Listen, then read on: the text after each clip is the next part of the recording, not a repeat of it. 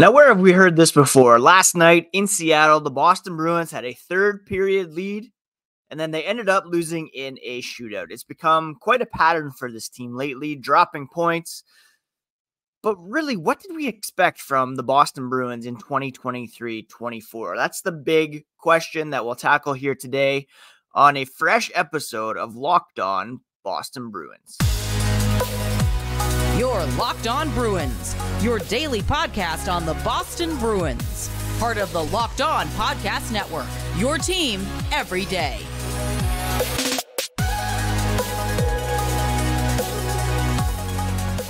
What is up, Bruins fans, and welcome back to the Locked On Boston Bruins podcast. I'm your host, Ian McLaren, and this is a daily show where we discuss all things Spoked Beat.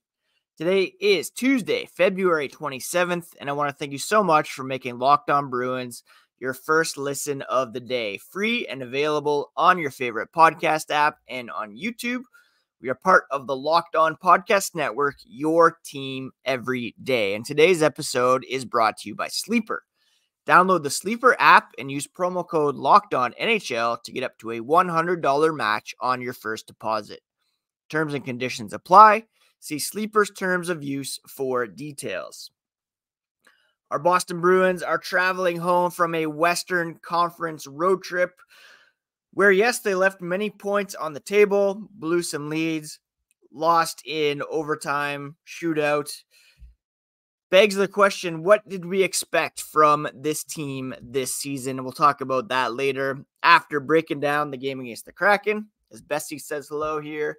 And we'll also do our weekly cup check. First, a quick reminder, you can find the podcast on social media at Locked NHL Bruins. And you can find me, my dad jokes, hockey thoughts at Ian C. McLaren. All right, so last night, the Boston Bruins losing 4-3 to the Seattle Kraken in a shootout.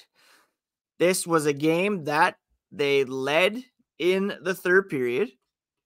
Also a game that they were trailing in the third period. I think it's worth commenting on that as well.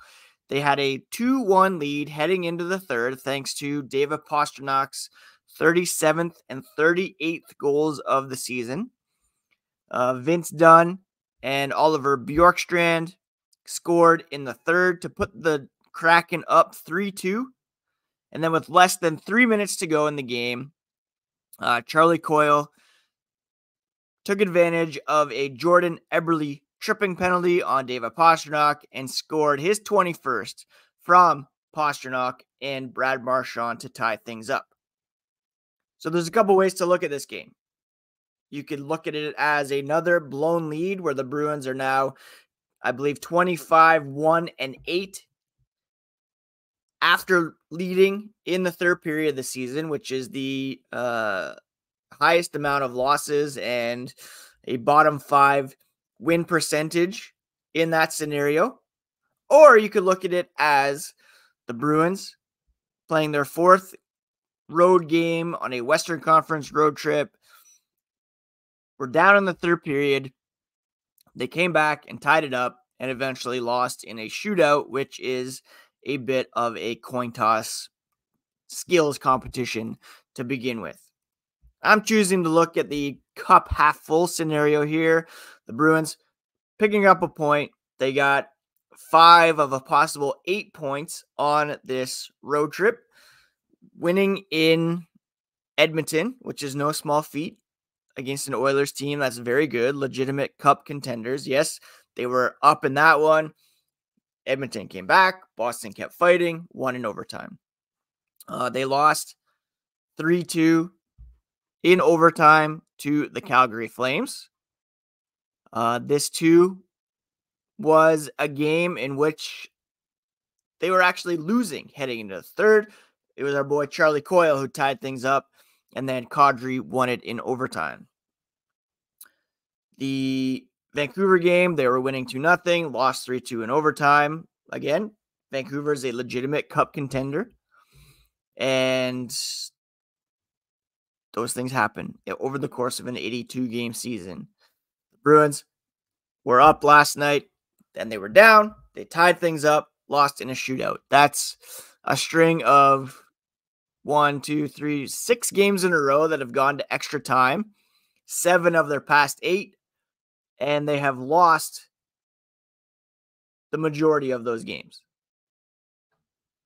They lost in a shootout to the Lightning, overtime to the Kings, overtime to the Flames, overtime to the Canucks, a shootout to the Kraken. They beat Edmonton in the overtime and Dallas in a shootout. So right now it's just this window of games in which there's been some blown leads, a lot of extra time, and the Bruins just haven't been able to figure out how to close these games. But there have been some scenarios in which they're down and we're able to fight back. It's an 82-game season. It's a long season. These things are going to happen over the course of a regular season. And the reality is, I honestly don't know what we expected of this team coming into this season. I tweeted, I believe yesterday before the game, or X'd, or whatever you want to say, the NHL posted, the Bruins could get back into first place overall with the win in Seattle.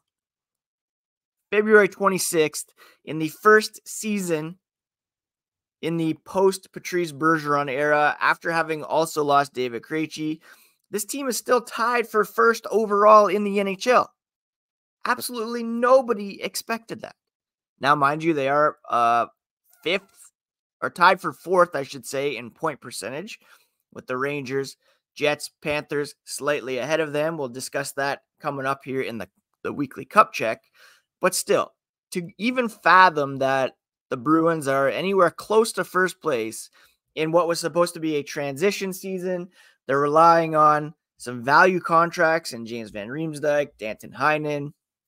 They have $4.5 million in dead cap space in overages for Patrice Bergeron and David Krejci. That right there is another scoring forward you could add, or another Pavel Zacha you could add. The fact that they're even in the conversation for tops in the conference in the NHL is pretty remarkable. And if you take away those loser points that they've gotten, they would still be a wild card team right now, which is pretty darn impressive. And you could look at it as though the Bruins continuing to collapse, they lack that killer instinct. And that's true. There's no denying that you have to learn how to close out a game and to hold on to leads. But at the same time, like I talked yesterday, they don't really have the horses to be considered a great squad. And the fact that they're even in this position at this time is a testament to Jim Montgomery being able to get the most out of this group so far. Maybe not the most because they have left points on the table, but they're still tied for the most points in the NHL at the moment. Slipping a bit in terms of point percentage. Some other teams are jumping up. We'll discuss that coming up. But, credit to the Bruins for coming back. They had a goal that was wiped out. They went down. Again, they could have easily just called it a day and anticipated coming back to Boston. But they kept fighting. They got the goal to tie things up. Sent it to overtime, which solved nothing. Lost in a shootout, which is a coin flip. 82 points at this point in the season is pretty darn impressive. And we'll discuss where they rank among the top 5 teams in the NHL and the legitimate Stanley Cup contenders here as the podcast continues. If you're into daily fantasy sports, then there's no better place to get in on the action than with Sleeper. Because with Sleeper, you can win 100 times your cash in daily fantasy hockey contests. It's the official daily fantasy app of the Locked On NHL Network, our number one choice for daily fantasy sports. Why? Well, all you have to do is pick whether studs like Connor McDavid, Nathan McKinnon, Austin Matthews, or David Pastrnak will record more or less than their sleeper projections for goals, assists, saves, plus minus, and more in a given game. Saves for goalies, obviously.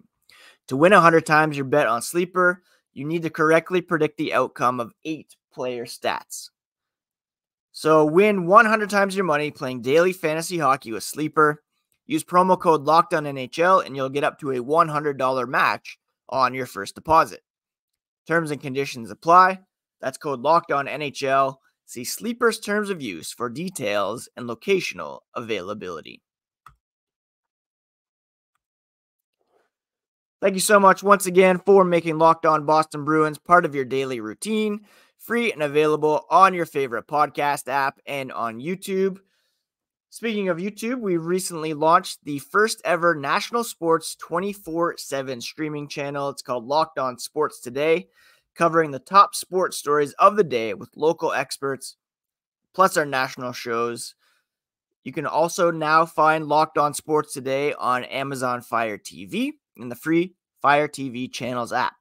Search up Locked On Sports Today on YouTube and now available on the free Fire TV channels app.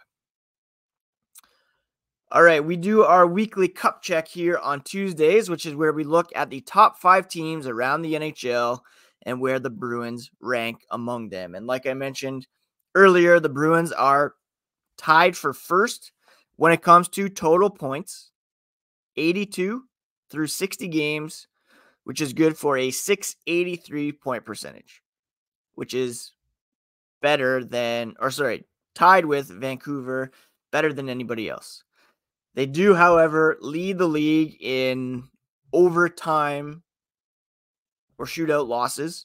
So they have 14 of those, meaning 14 of their points have come in losing situations. They have 34 wins, 26 losses, whereas the Vancouver Canucks have 38 wins and 22 losses. So you can kind of see the disparity there and the loser point, how it's boosting them. Now, they have earned 68.3% of all available points this season. And that is 5th in the NHL at the moment. So there's some other teams that are kind of emerging, perhaps as more legitimate Stanley Cup contenders. The Florida Panthers, for one. They're 8-2 over their last 10. They have the best point percentage in the NHL. They're 2 points back of the Bruins, but they have 2 games in hand.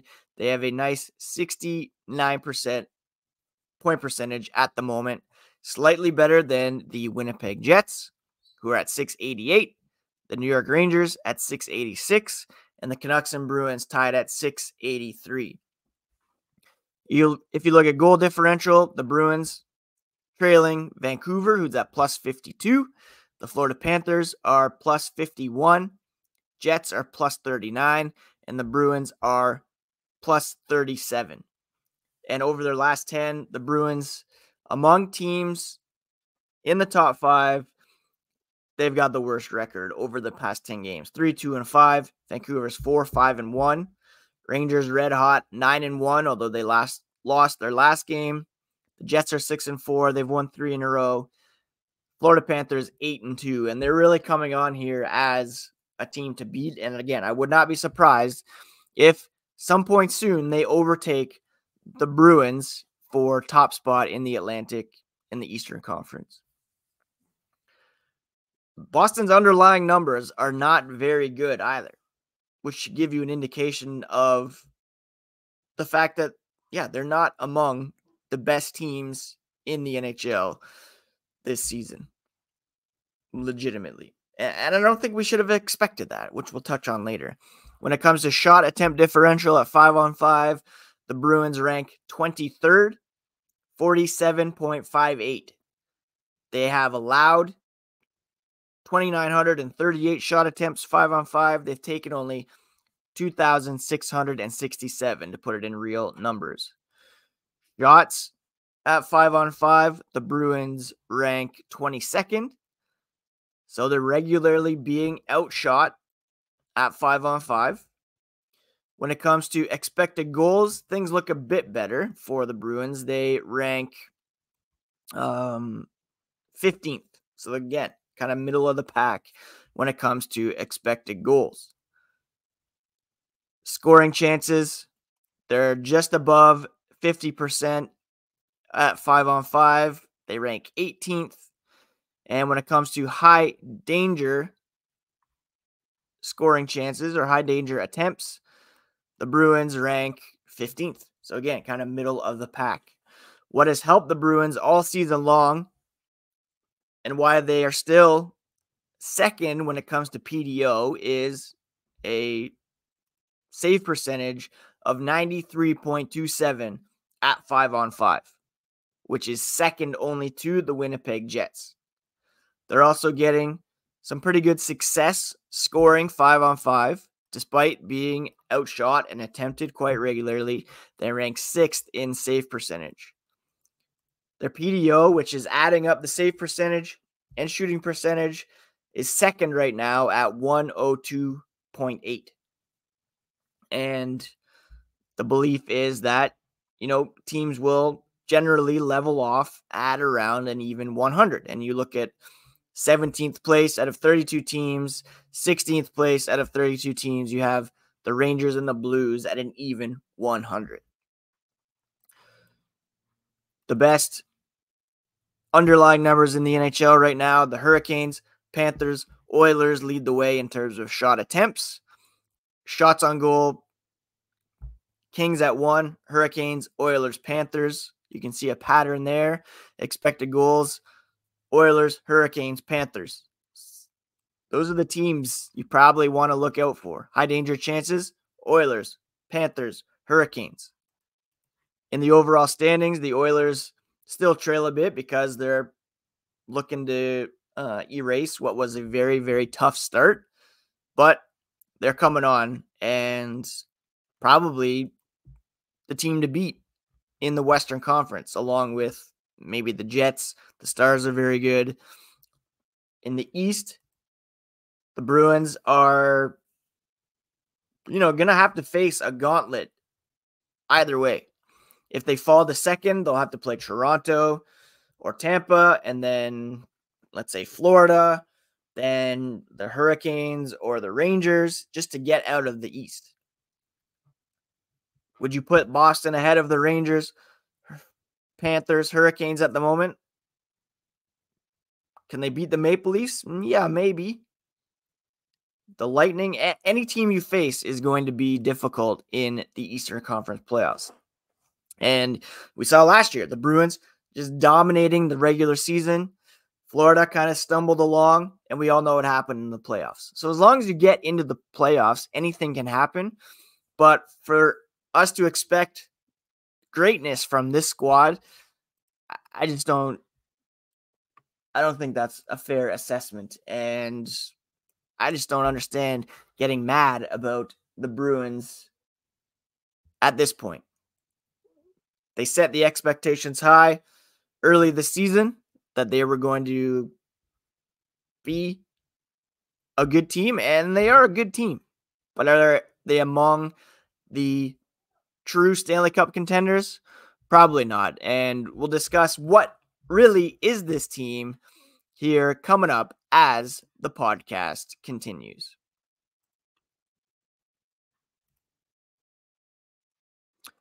Our other sponsor today is Camino Consulting. You've heard of our online families and couples course and taken advantage of the Locked On 25% discount running to the end of the month. But what about the live seminars? In both sport and business, the challenge in differentiating candidates and recruits is an endless battle. Everyone can demonstrate their measurables and qualifications, but we all know it's the intangibles that matter when those things are similar. Contact Camino Consulting for their team and management seminars to get a peek behind the curtain and watch your next recruiting class or hiring group become one of the most effective you've ever seen. Because you identified the right candidates and because you've learned how to communicate and motivate them in accord with their own preferences. Every group works better together at the end of the year. And all you have to do is contact Camino Consulting at caminoconsulting.ca to get on the fast track to understanding your work team better. All right, so what is this team really? Who are these Boston Bruins? Are they President's Trophy candidates? who will burn through the playoffs en route to Stanley Cup glory. That's what we thought last year. And we all know how that story ended. The Bruins got off to an amazing start this season and set the expectation that they were going to be very good once again. But this is a far cry from last year's team. You had Anthony Richard starting on the first line last night. Who would have thought that even just a few weeks ago, really? When you look at the Bruins in October, they got off to a great start and they had a pretty cakey schedule, let's be honest. And they started off, red hot, 8-0-1 over their first 9 games. Since the beginning, however, of November, even going to today, they've fallen off a little bit because that's just how things happen. 65 points through the beginning of November, a .637 point percentage. If we kick it up to January, how have the Bruins been in 2024? The Detroit Red Wings, second best team in the NHL in point percentage in 2024. The Bruins are 8th at .640, 12-5-8. So they've still been playing pretty well, all things considered, or getting some points anyways. But the reality is this team is not built for projected success this season. This was always meant to be a transition year. You have those overages for Bergeron and Krejci. You have these value contracts that were signed last season. Shattenkirk, James Van Riemsdyk, Danton Heinen. What is really behind this team's success this season is the goaltending. Again, second ranked, 5-on-5. Without the goaltending, I mean, you can say that about most teams, but without consistent, solid goaltending this season, without 2 1A goalies, it would be a far different story for this team. It's not an all-in year. It's a transition year. We'll talk tomorrow about whether the Bruins are more likely to be buyers or sellers and what they should be doing prior to the trade deadline. But whatever success they get this season is kind of a bonus. Again, look at their lines last night. They had so many guys in there that nobody would have predicted coming into this season. You had Anthony Richard, Danton Heinen, Justin Brazeau, Jesper Volkvist, Parker Witherspoon. These are all players, even Mason Lohrei to a certain degree, that were not projected to be in the lineup at any point this season, much less getting first line, second line minutes. Now, what I think should happen is, and again, we'll discuss this more tomorrow, but giving some of these legit building blocks a look. There's no reason why Fabian Lysell should not be up on the roster at this moment. Mason Lohrei, I said yesterday, I'll be very disappointed if they don't keep him up for the majority of the season. Yes, you can be frustrated with how they lose. You can be frustrated with the losses, but to be mad about the Bruins being tied for the most points at the NHL at this point of the season, after having lost, we're acting like Bergeron's still around, like it's last year's team. They have greatness ahead of them. This isn't that. And it's pretty clear that there's like a generation of Bruins fans here that have not witnessed really down years for this team. You look pre-Zdeno Chara, like early 2000s or mid-2000s, first couple seasons after the lockout. I mean, those years were bleak. And if social media had been more prevalent, there'd be quite a lot of moaning going on there. That's not to say you can't be critical of this team. There are things to be critical of. And, constantly putting Derek Forbort out there. Forgot to mention he was scratched yesterday for missing a team meeting. What does that mean for his long-term or even short-term presence in the lineup. Maybe Jim Montgomery tinkers with the lines too much, putting things in a blender, trying to see what works. Maybe just stick with something for a little bit and see what sticks. You could argue about, Richard and Brazo being up instead of Merkulov and Lysell. Give those guys a shot. What have you got to lose? They're productive scorers at the AHL level. There are things to quibble about, but overall, big picture, this team is really a middle-of-the-pack team, and nobody would have been surprised if they had a wild card spot right now and were kind of, fringe playoff team. The fact that they have amassed the 5th highest point percentage or 4th highest point percentage so far this season, there's a lot of points that were left on the table, but it's still a testament to what they've been able to get and the goaltending that have been keeping them in the games. Tomorrow, like I said, we're going to play What's More Likely, buyers or sellers at the trade deadline. We'll bring you all the latest on the black and gold as well. Let me know what you think about today's episode. Hit me up on social media at Locked NHL Bruins or at Ian C. McLaren. Comment on the YouTube, and we'll be back tomorrow with a fresh episode of Locked On Boston Bruins, part of the Locked On Podcast Network, your favorite team every single day. Take care, friends.